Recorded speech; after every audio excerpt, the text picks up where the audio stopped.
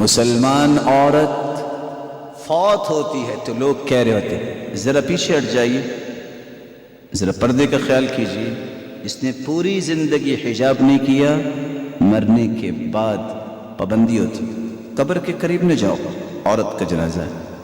کاش یہ اس کے عنفوانی شباب سے لے کے مرتے وقت تک ایسا ہوتا تو صحیح بخاری کی روایت بتاتی ہے اللہ کے رسول نے فرمایا یہ میرے صحابی رو رہے ہیں، روئے یا نہ روئے اللہ کے نورانی فرشتوں نے اپنے پروں سے اس میت پہ سایہ کیا ہوا ہے۔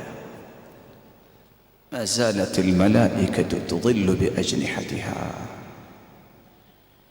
نساء کاسیات عاریات مائلات ممیلات رؤوسهن كأسنمة البخت المائلة لا يدخلن الجنة ولا يجدن ريحها۔ ایسی عورتیں جہنم میں جائیں گی، جنت میں نہیں جائیں گی، نہ جنت کی خوشبو پائیں گی، جو لباس پہننے کے باوجود عریاں ہیں، بے پرد ہیں، لوگوں کی طرف مائل، وہ لوگوں کی طرف مائل۔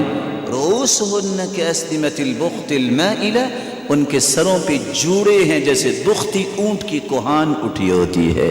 اور دوسری روایت میں آتا ہے، سلسلہ صحیحہ کی روایت، ایک وقت آنے والا ہے لوگ یرکبون علی سروج کاشباہ الرحال، لوگ چراغوں پہ بیٹھیں گے، شرابوں پہ بیٹھیں گے، کاشباہ الرحال، جو چراغ کجاووں کی شکل میں ہوں گے، کجاووں کی شکل میں ہوں گے۔ گاڑی کے ڈیزائن کو چیک کیجئے، جب چابی ہم لگاتے ہیں محرک سٹارٹ ہوتا ہے، انجن، سروج۔